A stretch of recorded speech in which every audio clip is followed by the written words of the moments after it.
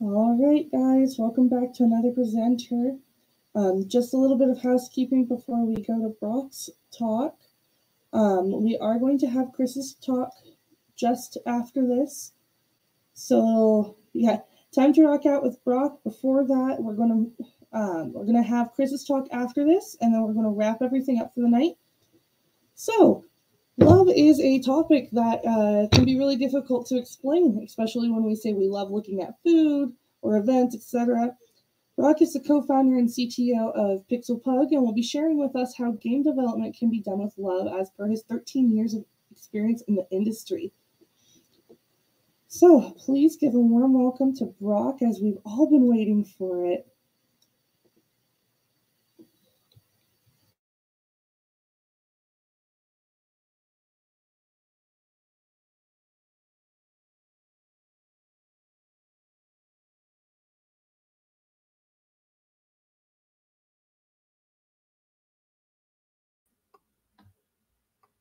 Hello, everyone.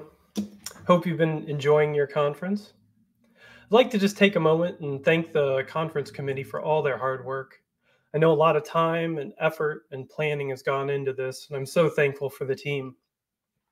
I'd also like to say that if you've been blessed by this virtual conference, please consider coming to our summer conference. We have an in-person conference this summer in July at Azusa Pacific University.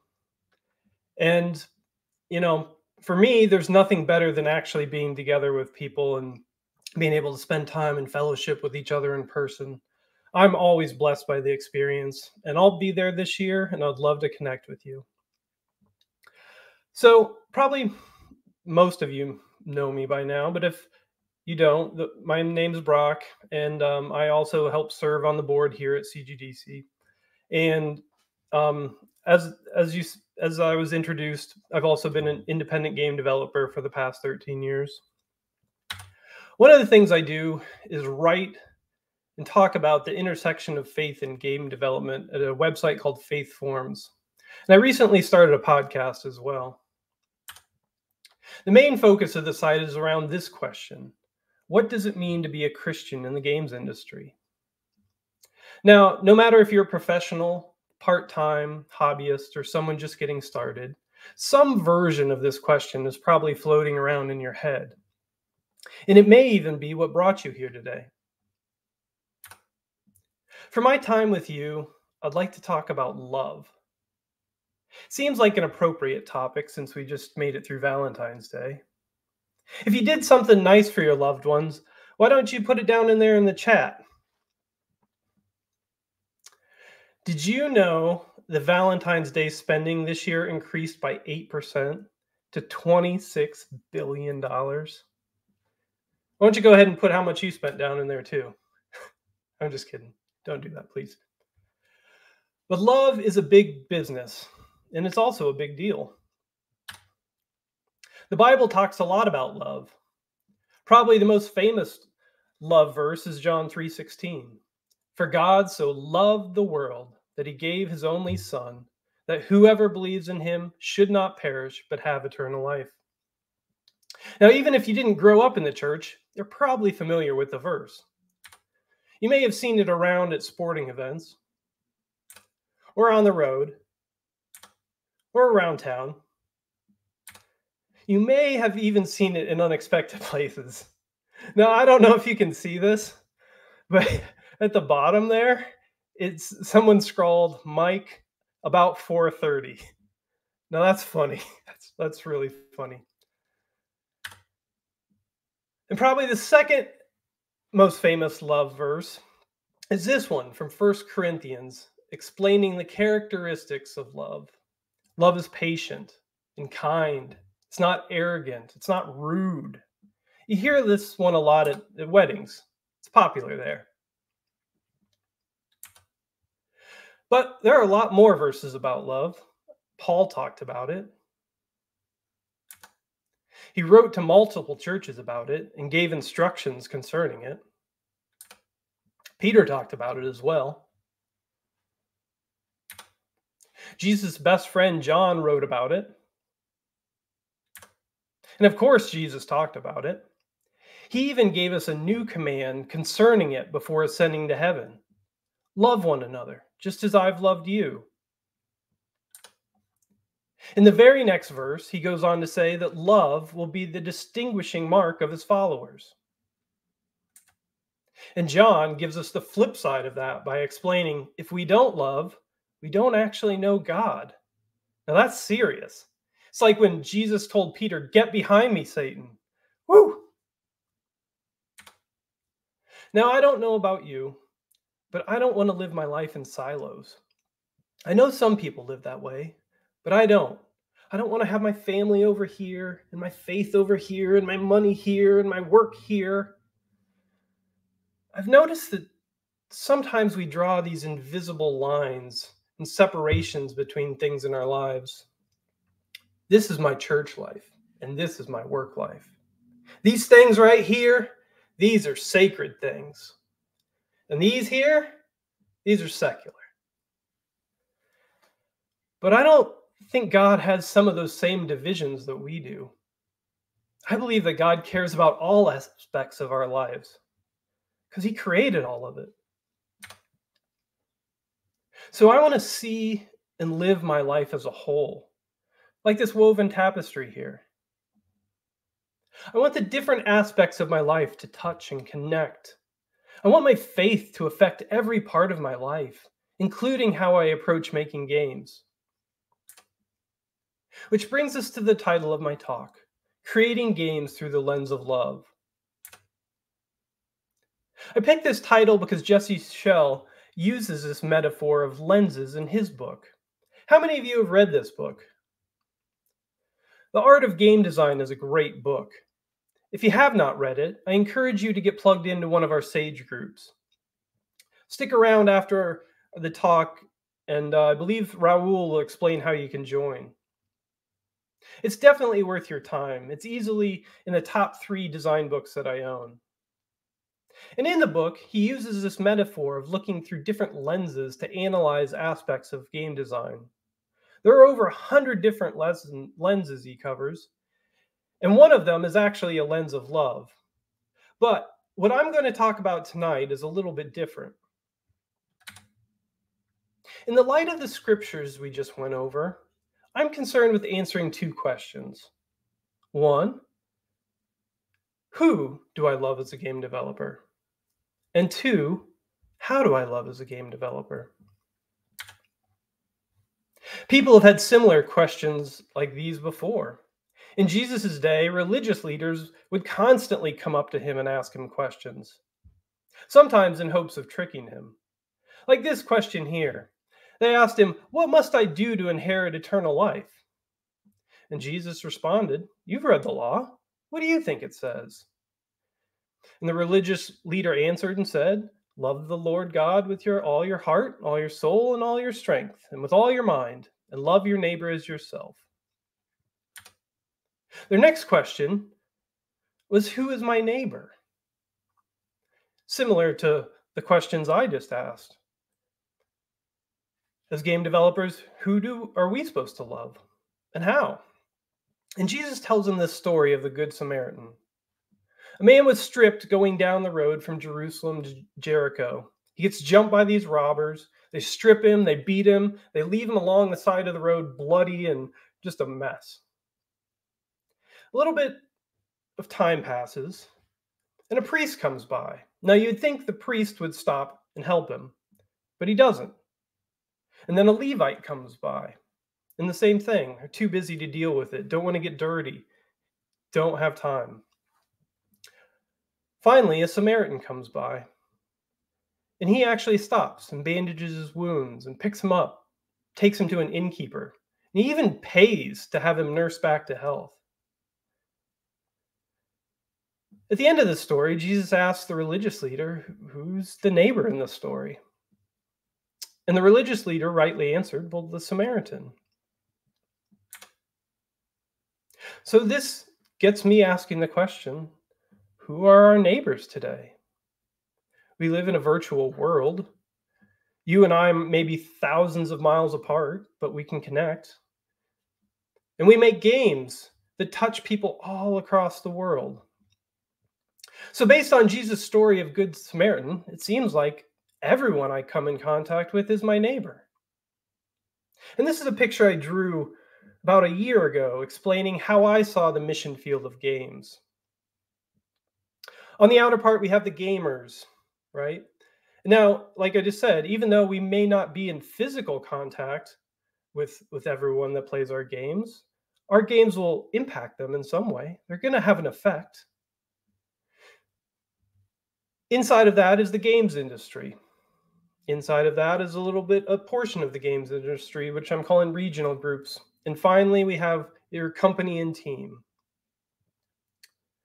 Now, over this past year, as I've been thinking about this lens of love idea, I've realized that this picture is a picture of focal lengths. This is a diagram explaining how focal lengths of a camera work. You can see that the shorter the focal length, the more you see. The lens opens up.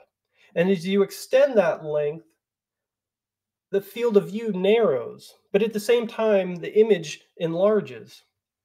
Here's another picture to explain a little bit easier. So you can see at the 8mm level, the whole field is visible with tiny barns in the background.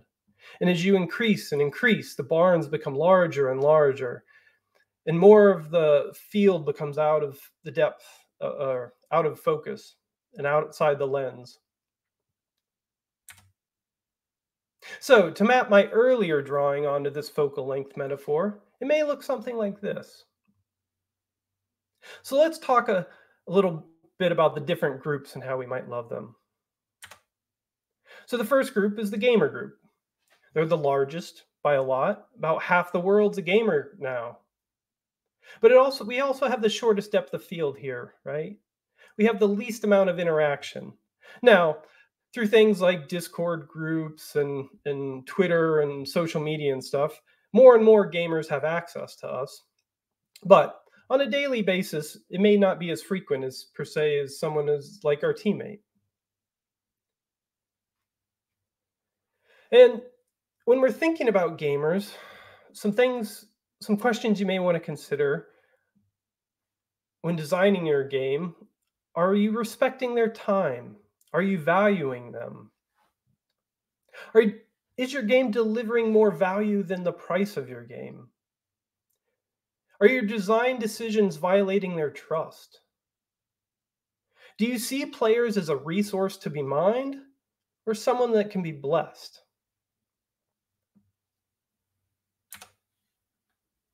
The next focal length is the games industry. And this is the games industry as a whole, right? This is everyone that makes games around the world. And when you think of this industry, what do you think of? Some of us may focus on all the things that are wrong with it. There are certainly a lot of things wrong with it, but you could also see it as an opportunity, right? This is a mission field. To love a bunch of broken people that are regularly taken advantage of in various ways, right? We know that this industry is hard. We know that people get chewed up and spit out. We know that people are preyed upon in various ways. Another thing to think about is the industry events like GDC. What's your mindset when you go to these events? Are you focused on the parties, the business, the networking? Over the last couple times I went to GDC, I tried to go in with a different mindset. I tried to approach it as a missions trip. And when my eyes were opened, it was amazing some of the opportunities God provided me with. I remember one night in particular when Ryan Green and I were staying up really late at the hostel there. They call it the indie hostel because all the indies come there because it's a lot cheaper than the overpriced hotel rooms. So we were up late, sharing and talking late into the night with a bunch of strangers, but we had a common heart, right? We loved games. And I don't know what happened with that, but we were faithful and we presented the gospel well there.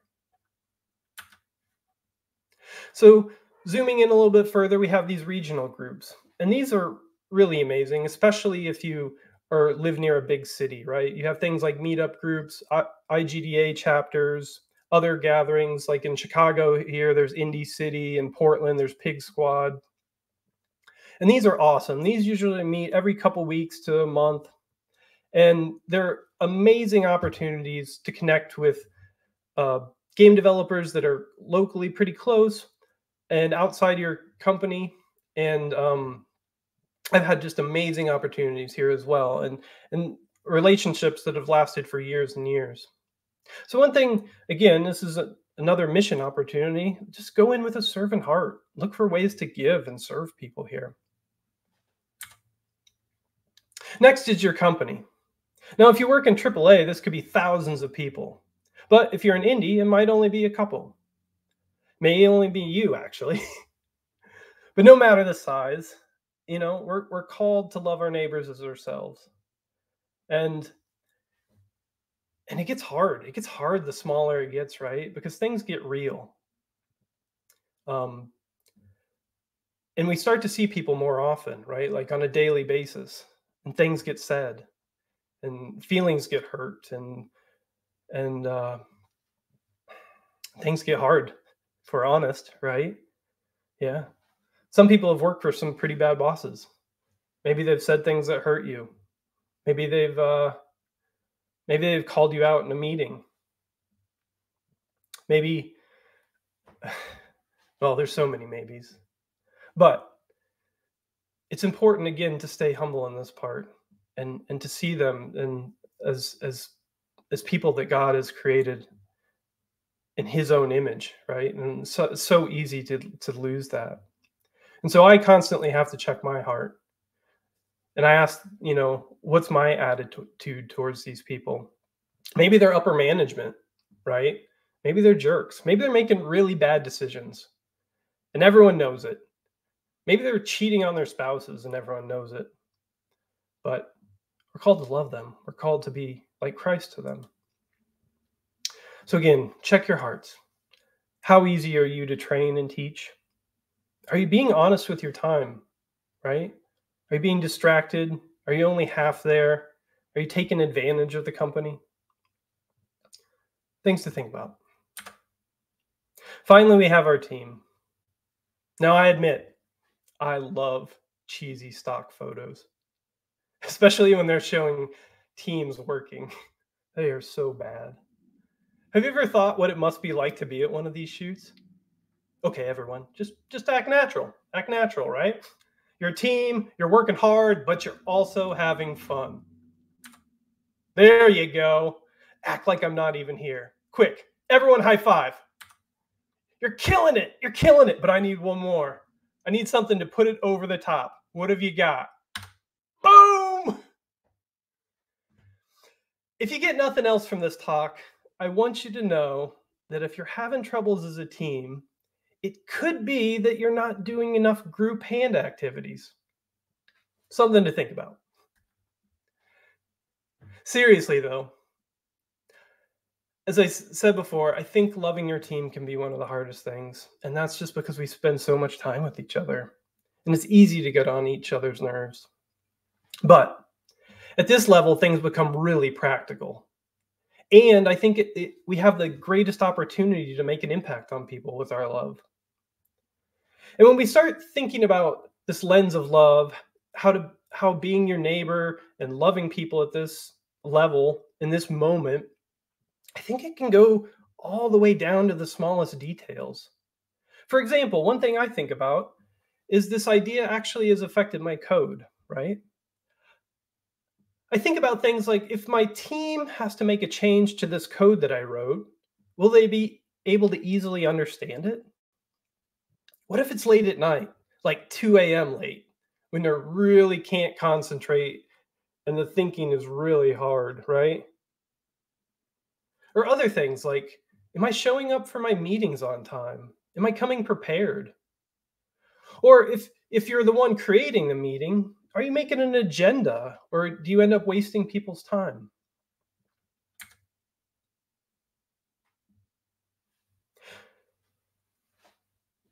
As I just said, When we start using this lens of love, I really do think it changes game development at every level.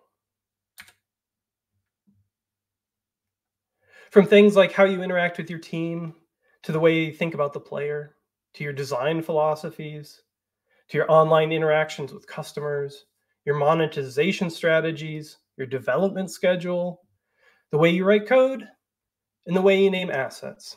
All these things matter and are affected. So it is my conviction that creating games through the lens of love will reshape every aspect of your development journey, from the first line of code to your final release, for the benefit of your players and your team. Now, I can't guarantee that you're going to sell more copies or have greater success.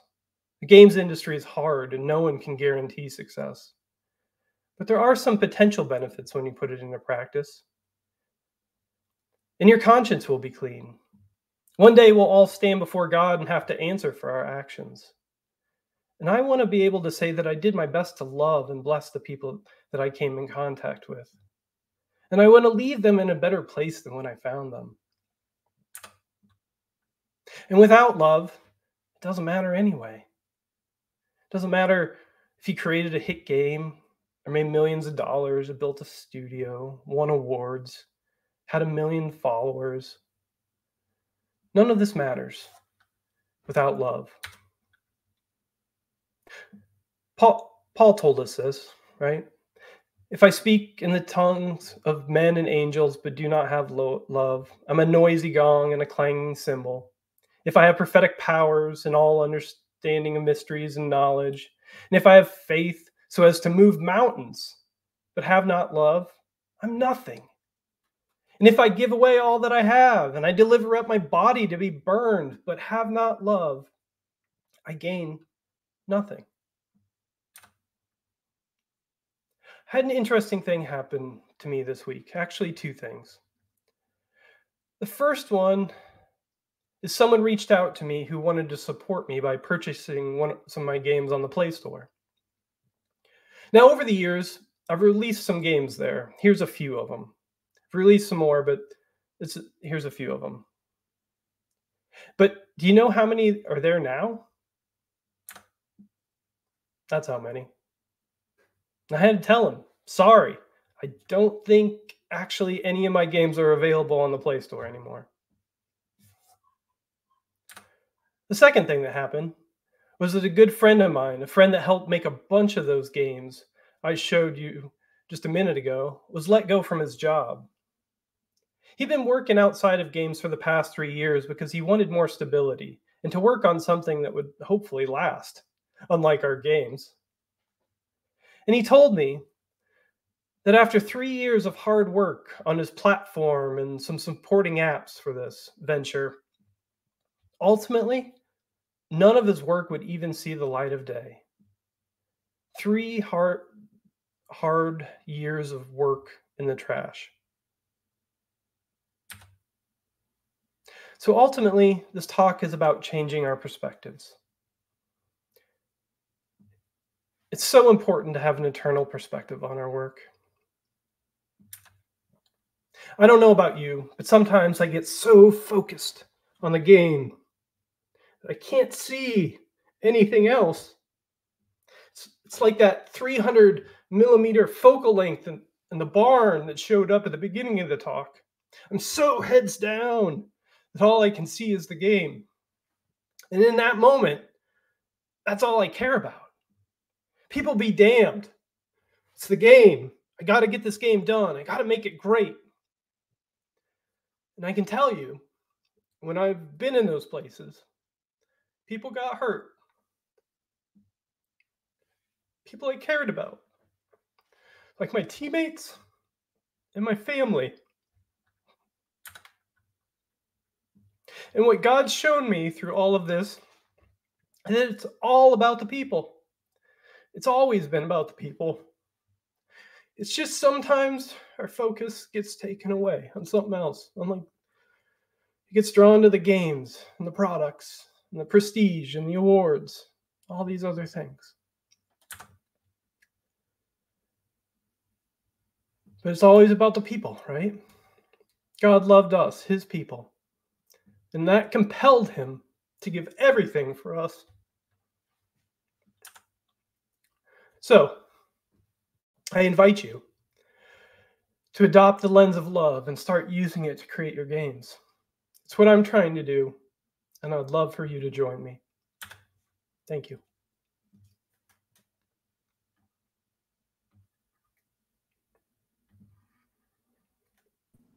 Thank you, Brock. Let's bring up some questions for you. How do you respond when the effort of infusing love in game development is rejected? What are the techniques of staying resilient? Good.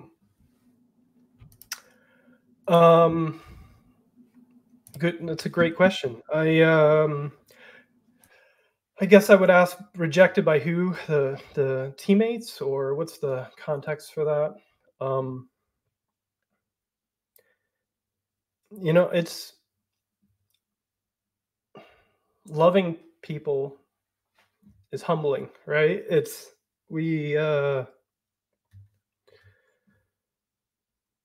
All we can come and do is our best, right? And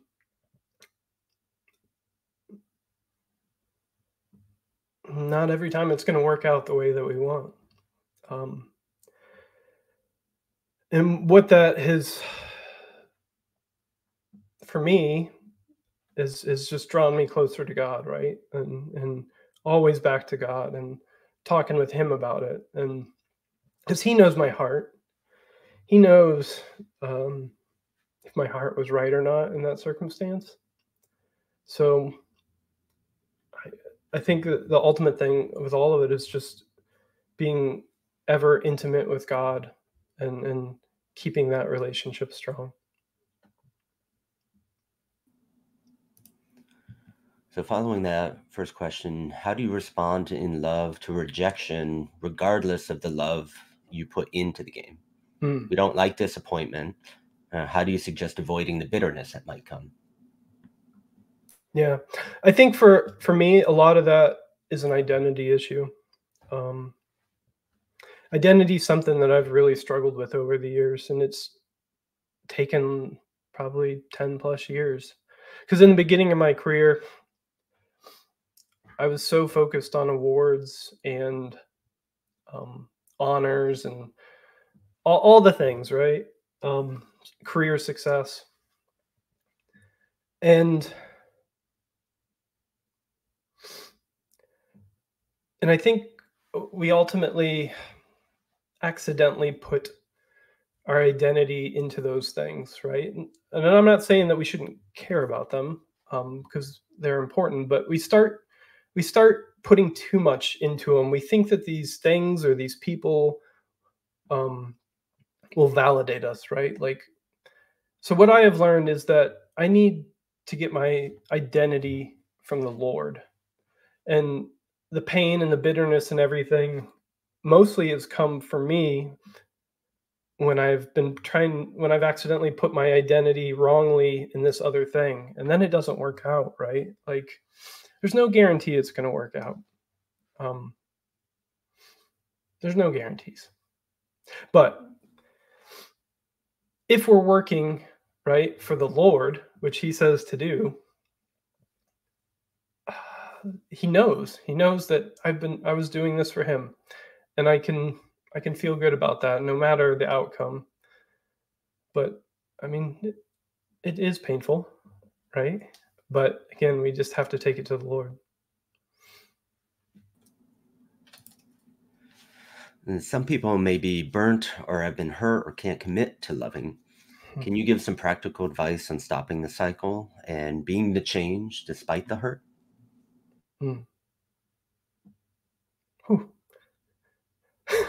These are like counseling questions. I thought we were going to talk about game dev.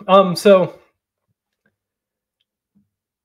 I don't know the situation here, but it's sometimes we wrongly believe that we need to be putting ourselves back in a situation that is abusive or really broken. I think there are times where it is okay to step out of those situations and maybe love from afar from a time. There's certainly healing that needs to happen, right? Like there's grieving and processing and things that need to happen sometimes before you can actually love again.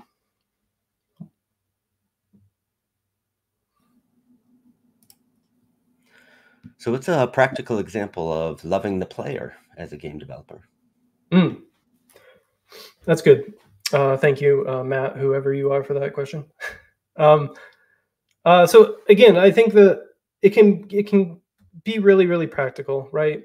A lot of the game design advice and best practices, focus around like compulsion loops and stuff like that. And I don't know what kind of game that you're making, but I think that's something that people really need to dig into.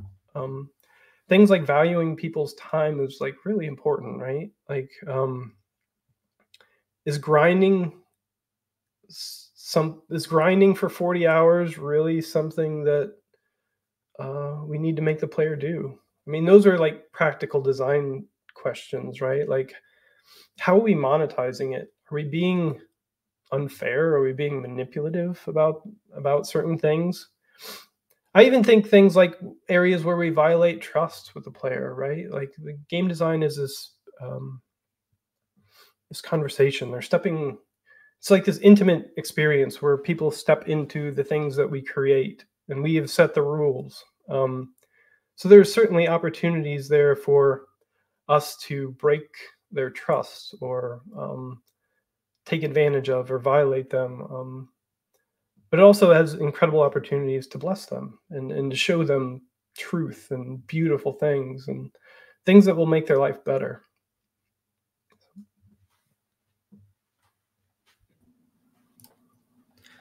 Being in a game development team is almost like being in a family. What are some suggestions in making sure the team is aligned to the vision of love first? Man, that really depends on your team. Like if you're a leader, that's really easier to do because you can set the vision and make sure that the people hopping on the bus with you are bought into that vision.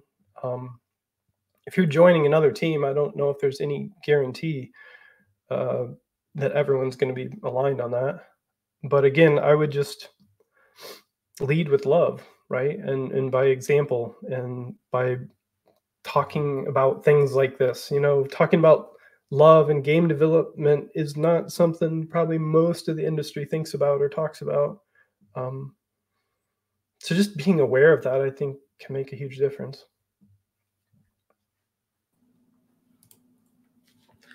What are the signs that you need to get away from development and regain your wider perspective?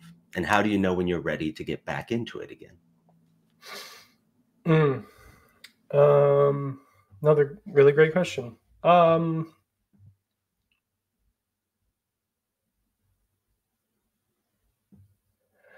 think one of the things could be a sign is if you're really anxious or stressed over something. I think a lot of those emotions are amplified when you're really close to something, right? It can also check yourself about how much time you're spending on something or how much you're thinking about it, right? Are you consumed with this thing? Is it all you think about? Unfortunately, another check in my life has been like when I've unwittingly hurt my family because I'm stressed out or, I'm not present because I'm grinding to make a deadline or something, right? I think the Holy Spirit will give you little promptings. I know he has for me.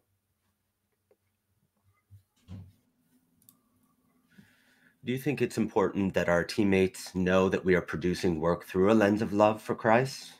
For example, in some kind of evangelic way, Or do you see this as being equally valuable in our personal walk with Christ if they don't know?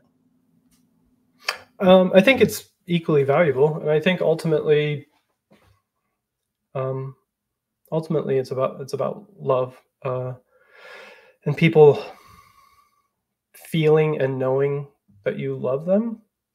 I think people want to know that you care before they really listen to you, right? Too often, I think the love gets lost when we're focused